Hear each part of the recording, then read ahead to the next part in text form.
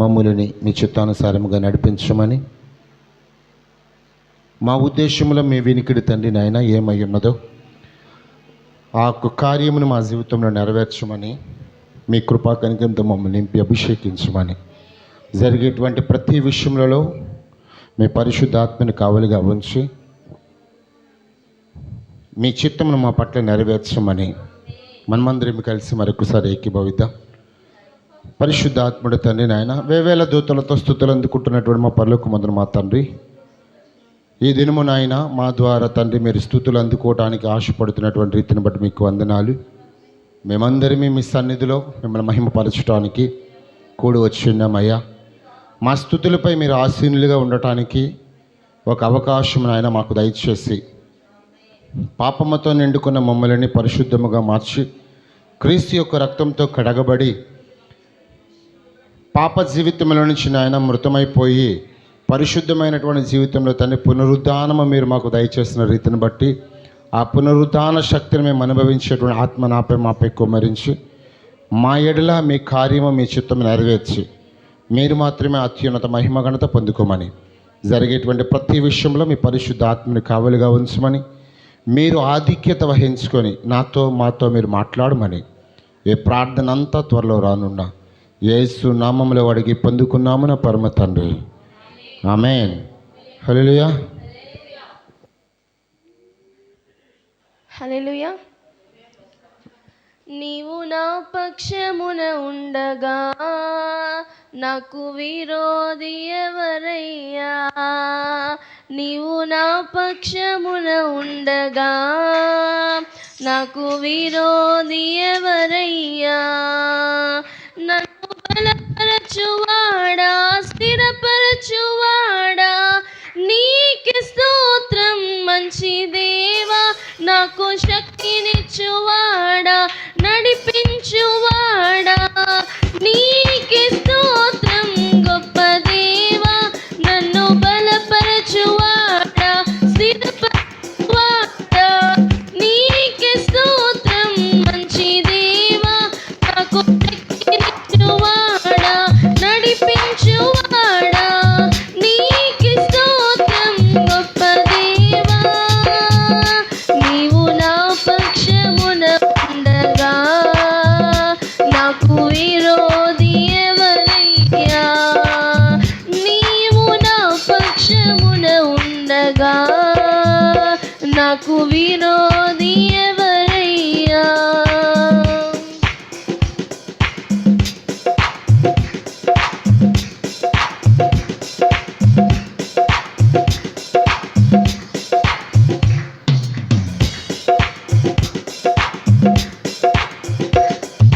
అపవాది తంత్రములు లయమగును యేసుని నామములో. అద్భుత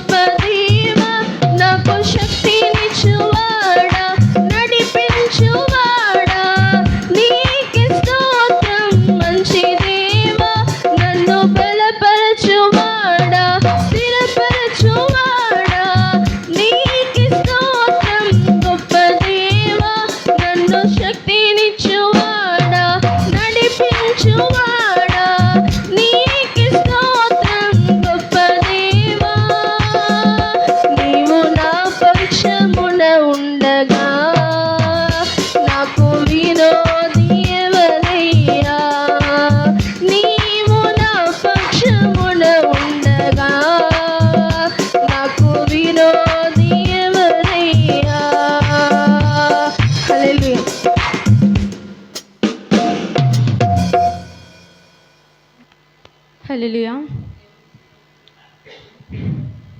ఎడారిలో సెలయేరై పారెను నీ ప్రేమ, ఎండిన భూమిలో మొక్కై మొలిచెను యేసు నీ ప్రేమ.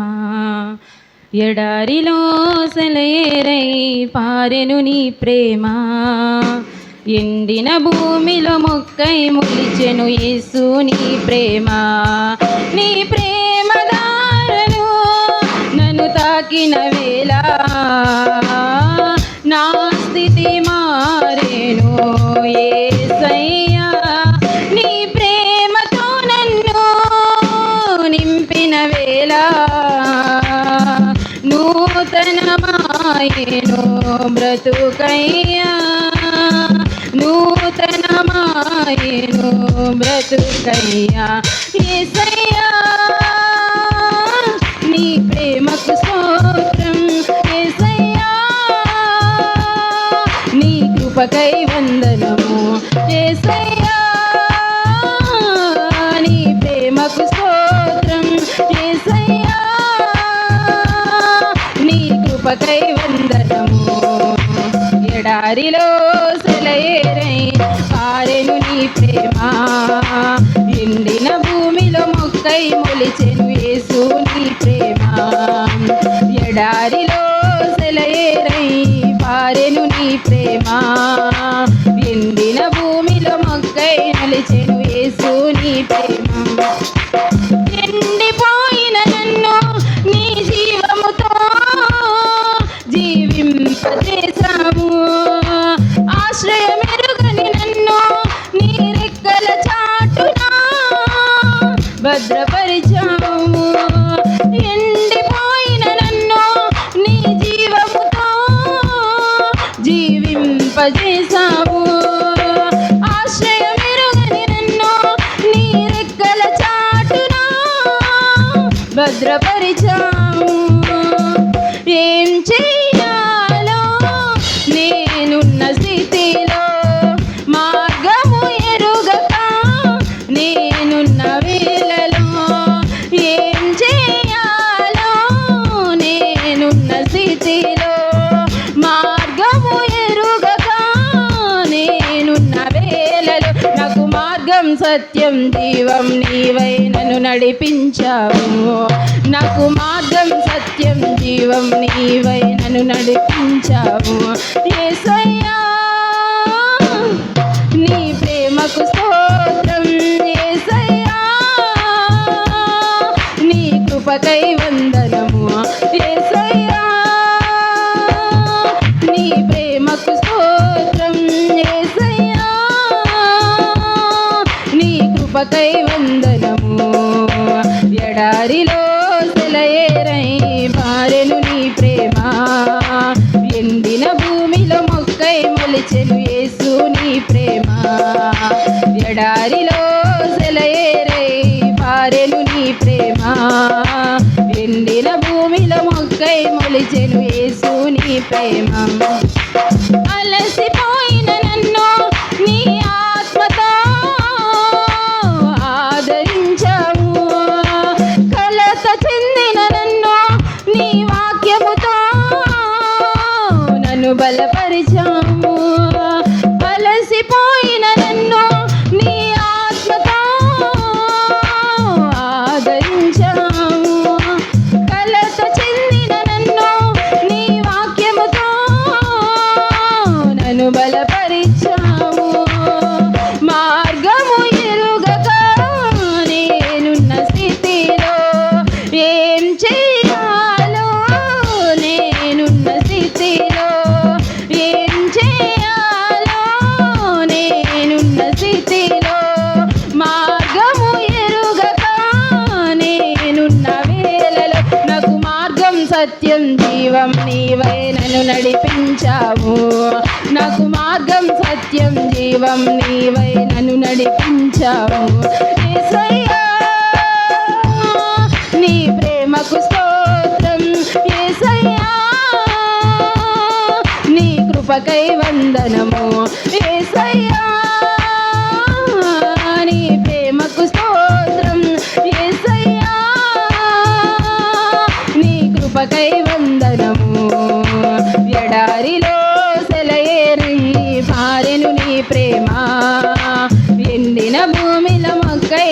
మలిచెను యేసు నీ ప్రేమ ఎడారిలో సెలయేరై పారెను నీ ప్రేమ ఎండిన భూమిలో మొక్కై మలిచెను యేసు నీ ప్రేమ నీ ప్రేమ దారను నన్ను తాకిని మేలా నా స్థితి మారేను యేసయ్యా నీ ప్రేమతో నన్ను నింపిన వేళ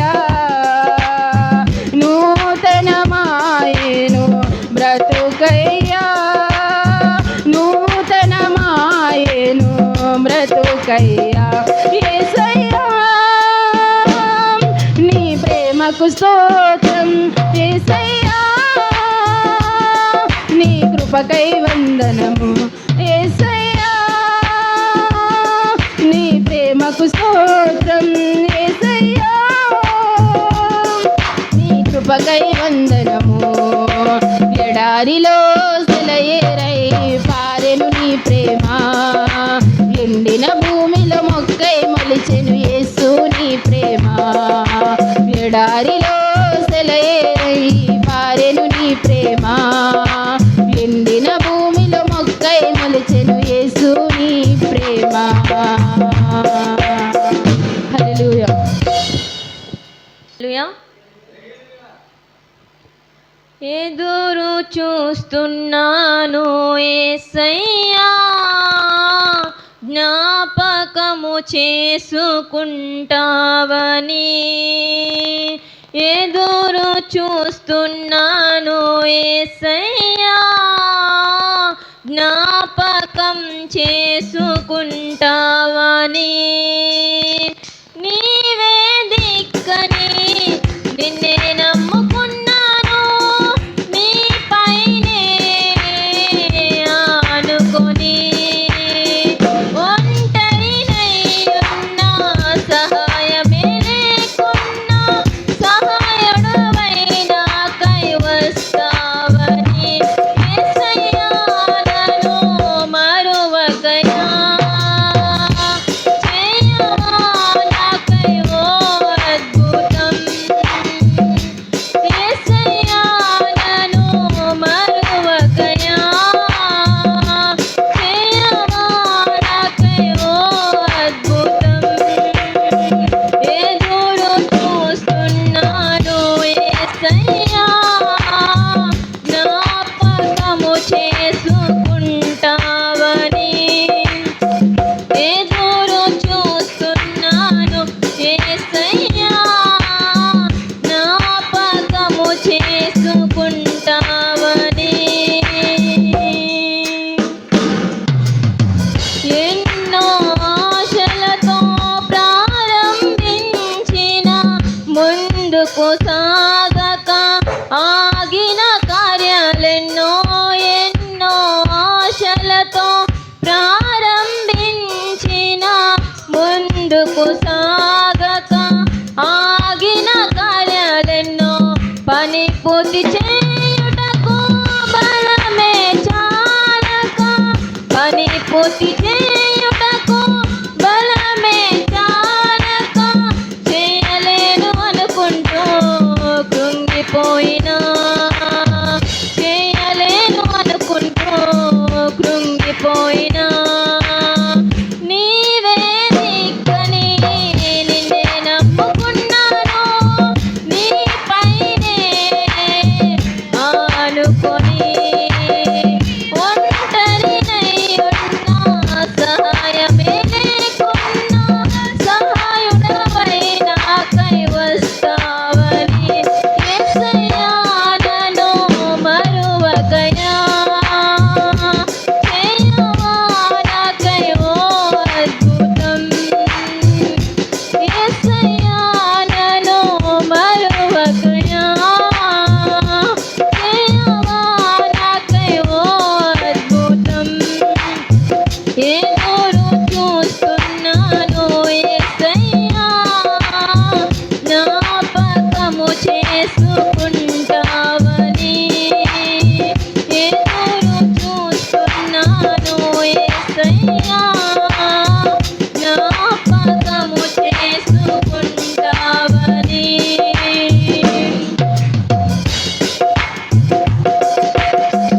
ప్రతికూలతలే మితిమీరిపోయిన శత్రువులంతా ఏకముగా కూడిన ప్రతికూలతలే మితిమీరిపోయిన శత్రువులంతా ఏకముగా కూడిన సొంత వారి శత్రువులైనా ముందు నిలచిన సొంత వారి శత్రువులై నా ముందు నిలచిన గుండె చెదరి కంట నీరే ఆగకుండినా గుండె చెదరి కంట నీరే ఆగకుండినా నీవే దిక్కని నిన్నే నమ్ముకున్నాను నీపైనే ఆనుకొని ఒంటరినై ఉన్నా సహాయమే లేకున్నా సహాయుడవై నాకై వస్తావని యేసయ్యా నన్ను మరువకయ్యా చేయవా నాకై ఓ అద్భుతం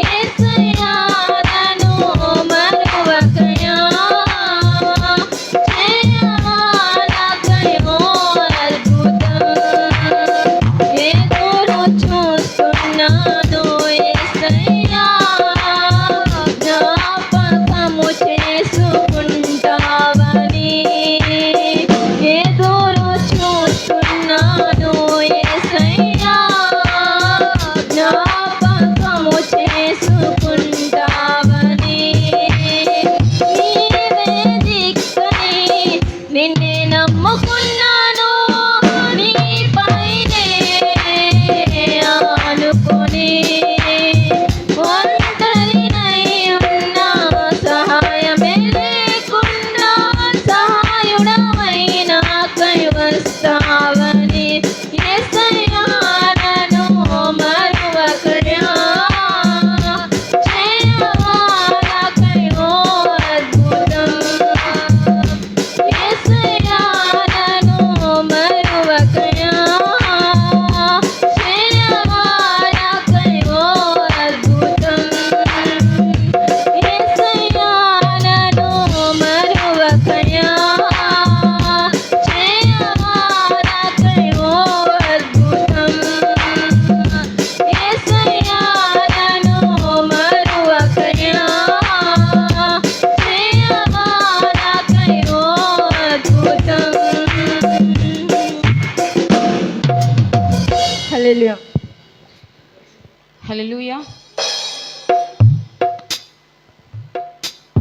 ఆశ్రయుడా నా యేసయ్యా స్తుతి మహిమ ప్రభావము నీకేనయ్యా. ఆశ్రయుడా నా యేసయ్యా స్తుతి మహిమ ప్రభావము నీకేనయ్యా. విశ్వ విజేతవు సత్య విధాతవు నిత్య మహిమకు ఆధారము నీవు. విశ్వ విజేతవు సత్య విధాతవు నిత్య మహిమకు ఆధారము నీవు. లోక సాగరాన కృంగిన వేళ నిత్యమైన కృపతో వాత్సల్యము చూపి నన్ను చేరదీసిన నిర్మలుడా నీకేనయ్యా ఆరాధనా నీకేనయ్యా స్తుతి ఆరాధనా నీకేనయ్యా ఆరాధనా నీకేనయ్యా స్తుతి ఆరాధనా. ఆశ్రయుడా నా యేసయ్యా స్తుతి మహిమ ప్రభావము నీకేనయ్యా. ఆశ్రయుడా నా యేసయ్యా స్తుతి మహిమ ప్రభావము నీకేనయ్యా. తెల్లని వెన్నెల కాంతివి నీవు చల్లని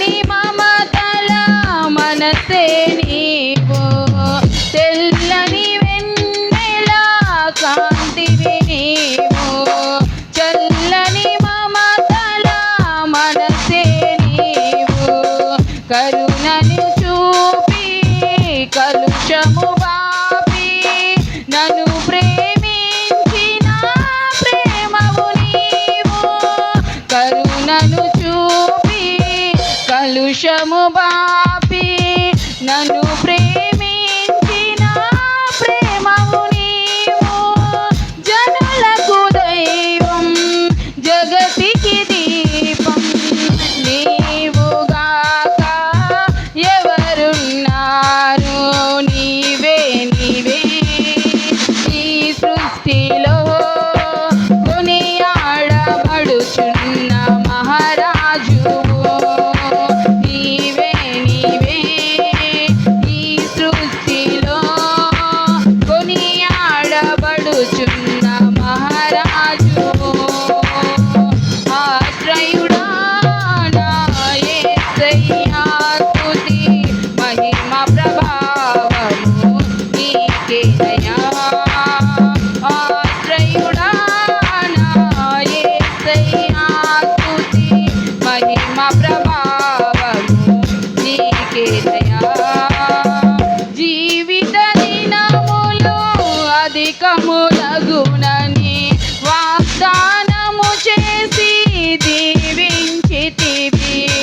జీవిత దినములు అధికములగునని వాగ్దానము చేసి దీవించితివి. ఆపత్కాలమున అండగా నిలిచి ఆశల జాడలు చూపించితివి.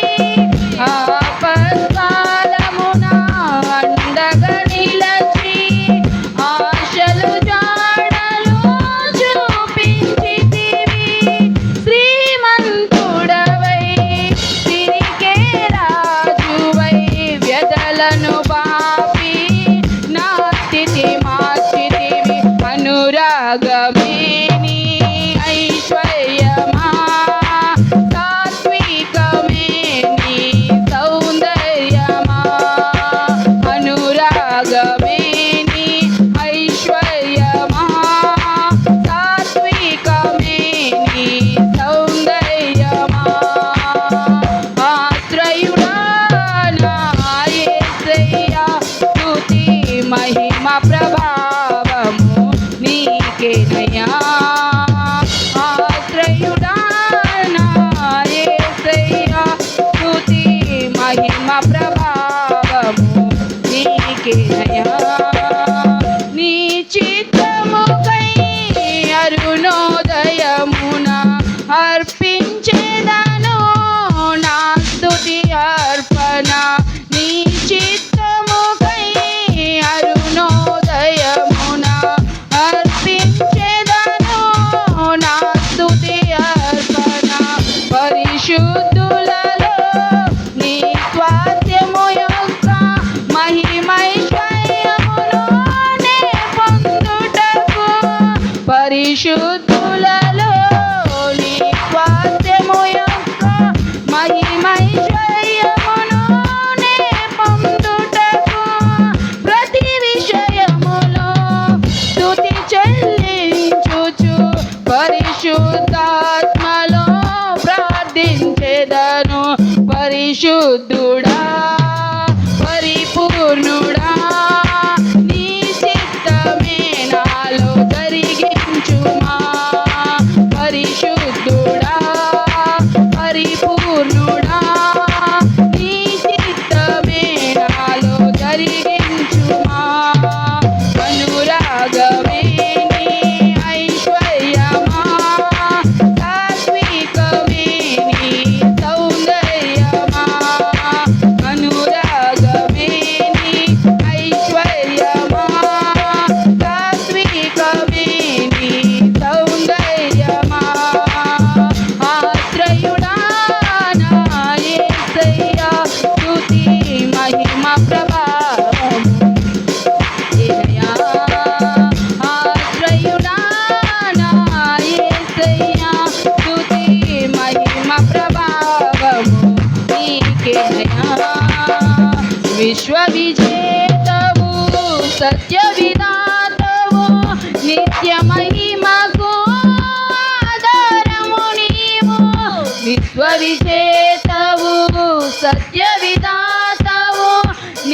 మహిమకు ఆధారము నీవు లోక సాగరాన కృంగిన వేళ నిత్యమైన కృపతో వాత్సల్యము చూపి నన్ను చేరదీసిన నిర్మలుడా నీకేనయ్యా ఆరాధన నీకేనయ్యా స్తుతి ఆరాధన నీకేనయ్యా ఆరాధన నీకేనయ్యా స్తుతి ఆరాధన నీకేనయ్యా ఆరాధన నీకేనయ్యా స్తుతి ఆరాధన నీకేనయ్యా ఆరాధన నీకేనయ్యా స్తుతి ఆరాధన.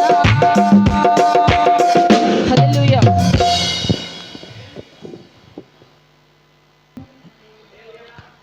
ఎవరైనా ఉన్నారా, ఎచ్చటైనా ఉన్నారా ఇలాంటి స్నేహితుడు? ఎవరైనా ఉన్నారా, ఎచ్చటైనా ఉన్నారా ఇలాంటి స్నేహితుడు? నా యేసయ్య లాంటి మంచి స్నేహితుడు, ప్రేమించి ప్రాణం పెట్టిన గొప్ప స్నేహితుడు. నా యేసయ్య లాంటి మంచి స్నేహితుడు, ప్రేమించి ప్రాణం పెట్టిన గొప్ప స్నేహితుడు. ఎవరైనా ఉన్నారా, ఎచ్చటైనా ఉన్నారా ఇలాంటి స్నేహితుడు? ఎవరైనా ఉన్నారా, ఎచ్చటైనా ఉన్నారా ఇలాంటి స్నేహితుడు? హేతువేమి లేకుండా, లాభమేమి పొందకుండా ప్రేమ చూపువారు లేరు లోకమందున. హేతువేమి లేకుండా, లాభమేమి పొందకుండా ప్రేమ చూపువారు లేరు లోకమందున. నేను కోరుకోకుండా నా కోసము తనకు తాను చేసినాడు సిలువ యాగము. నేను కోరుకోకుండా నా కోసము తనకు తాను చేసినాడు సిలువ యాగము. ఎవరైనా ఉన్నారా, ఎచ్చటైనా ఉన్నారా ఇలాంటి స్నేహితుడు? ఎవరైనా ఉన్నారా, ఎచ్చటైనా ఉన్నారా ఇలాంటి స్నేహితుడు? స్వార్థమేమి లేకుండా, ఫలితం ఆశించకుండా మేలు చేయువారు ఎవరు విశ్వమందున? స్వార్థమేమి లేకుండా, ఫలితం ఆశించకుండా మేలు చేయువారు ఎవరు విశ్వమందున? ఏమి దాచుకోకుండా నా కోసము ఉన్నదంతా ఇచ్చినాడు, ఏమి త్యాగము.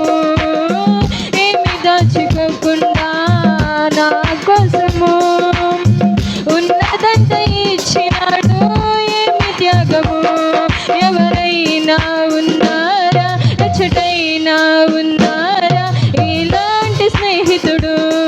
ఎవరైనా ఉన్నారా, ఎచ్చటైనా ఉన్నారా ఇలాంటి స్నేహితుడు? నా యేసయ్య లాంటి మంచి స్నేహితుడు, ప్రేమించి ప్రాణం పెట్టిన గొప్ప స్నేహితుడు. నా యేసయ్య లాంటి మంచి స్నేహితుడు, ప్రేమించి ప్రాణం పెట్టిన గొప్ప స్నేహితుడు. ఎవరైనా ఉన్నారా, ఎచ్చటైనా ఉన్నారా ఇలాంటి స్నేహితుడు? ఎవరైనా ఉన్నారా, ఎచ్చటైనా ఉన్నారా ఇలాంటి స్నేహితుడు? అంతస్తులు లేకుండా, అర్హతలు చూడకుండా ఎంత వెతికినా, అంతస్తులు లేకుండా, అర్హతలు చూడకుండా జతను కోరువారు దొరకరు ఎంత వెతికినా. నీ చూడకోకుండా నా కోసము మహిమనంత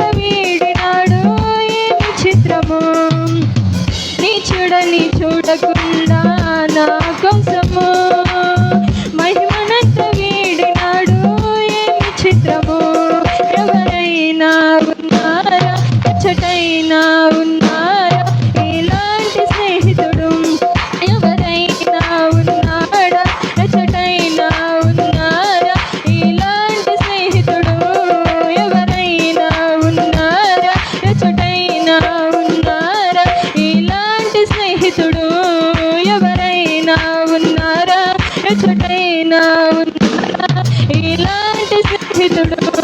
నా యేసయ్య లాంటి మంచి స్నేహితుడు, ప్రేమించి ప్రాణం పెట్టిన గొప్ప స్నేహితుడు. నా యేసయ్య లాంటి మంచి స్నేహితుడు, ప్రేమించి ప్రాణం పెట్టిన గొప్ప స్నేహితుడు. ఎవరైనా ఉన్నారా ఎచ్చటైనా ఉన్నారా ఇలాంటి స్నేహితుడు?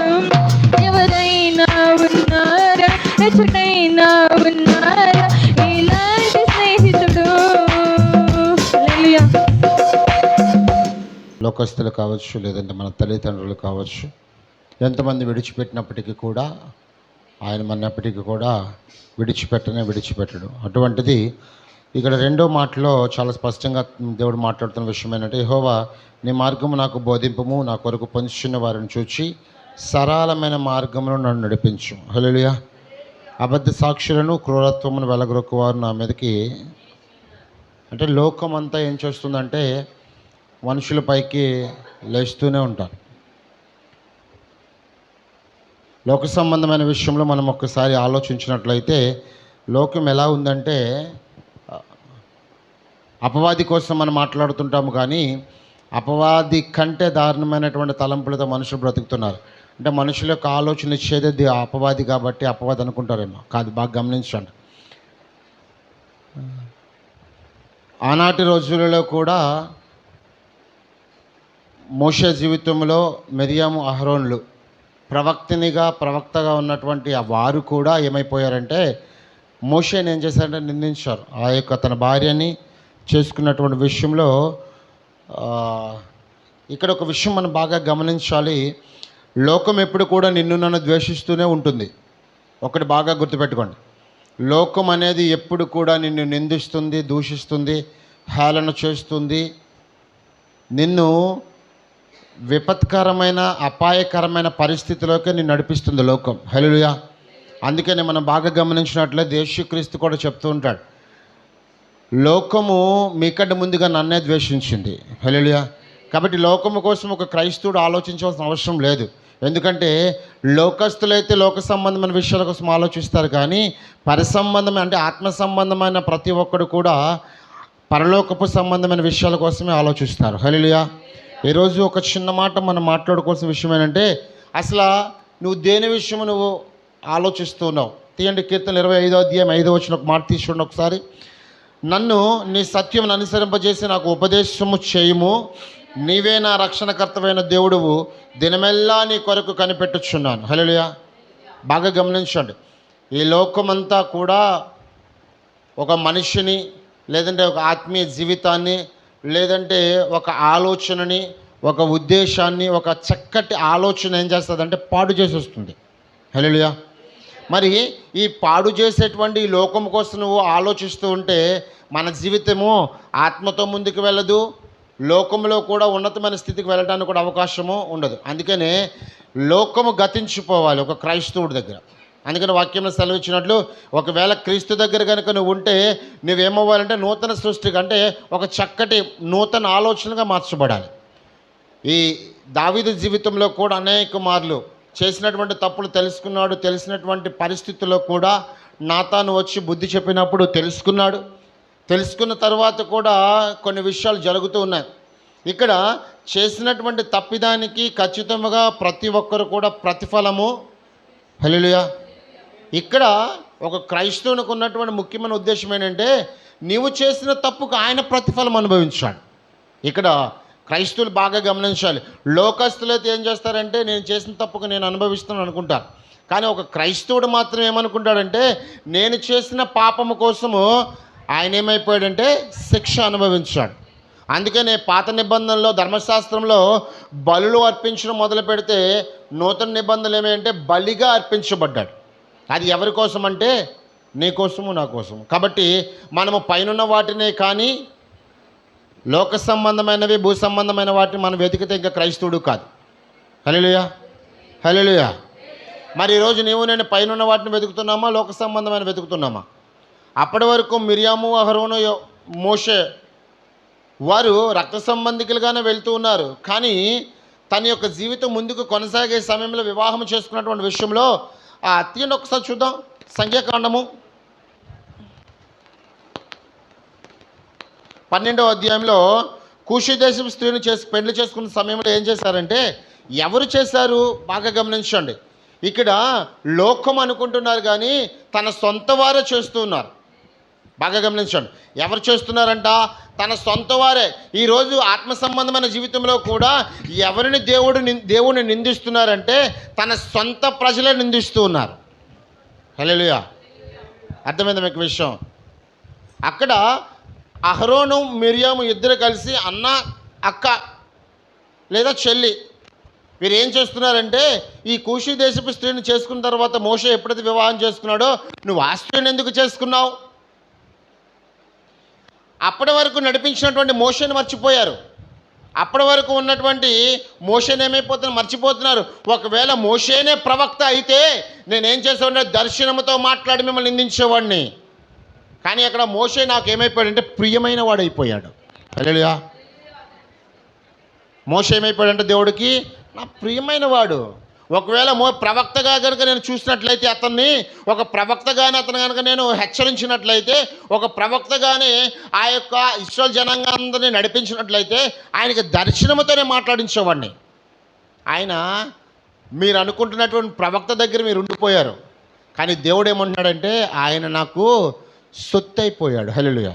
అందుకని ఆయనకి ఏదైనా చెప్తున్నాడు. ఆయన మాట మాట్లాడుతుంటే, ప్రభువా ఇశ్రాయేలు జనాంగము పాపం చేశారు నాయన, వారిని క్షమించమంటే సరే నీ మాట చొప్పున చేస్తాను. హల్లెలూయా. అటువంటి మోషేని కూడా ఏం చేస్తున్నారంటే వీళ్ళు నిందిస్తున్నారు. దావీదు కూడా అదే మాట మాట్లాడుతున్నారు. అయ్యా నన్ను వీళ్ళందరూ ఏం చేస్తున్నారంటే, చదవండి మాట 11 వచనం 11 రెండో మాట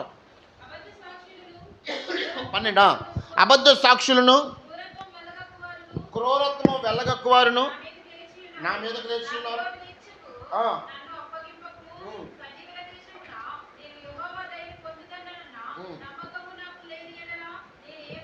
హల్లెలూయా.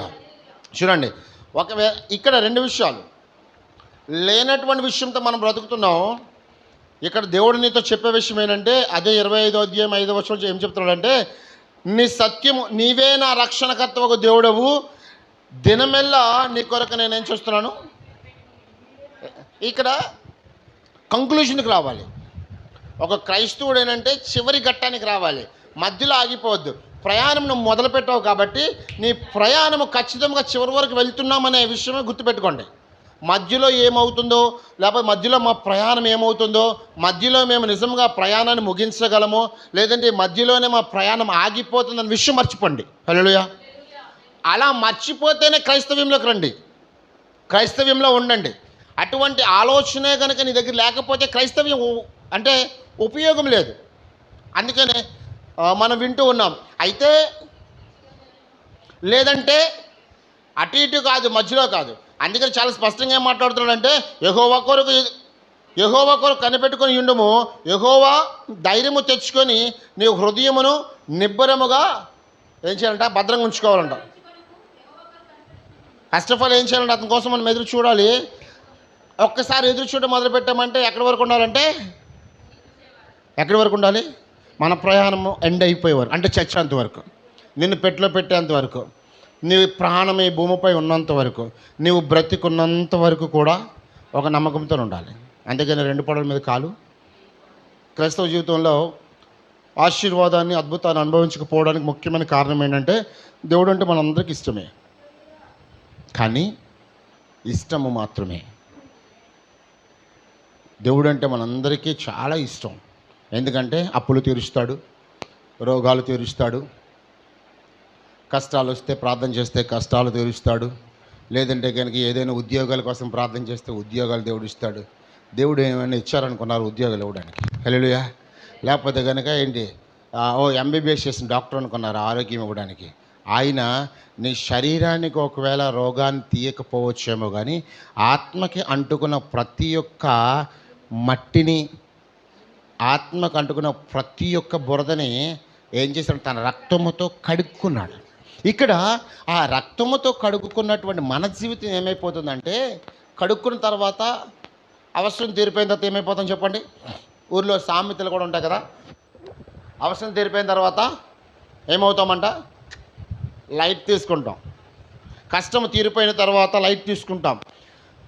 కుటుంబ పరిస్థితులు అన్నీ రోడ్డు ఎక్కినప్పుడు దేవుడు అంటాం, ఇంట్లో భద్రంగా అన్నీ బాగున్నప్పుడు మాత్రం ఏమవుతామంటే చూద్దాంలే అంటాం.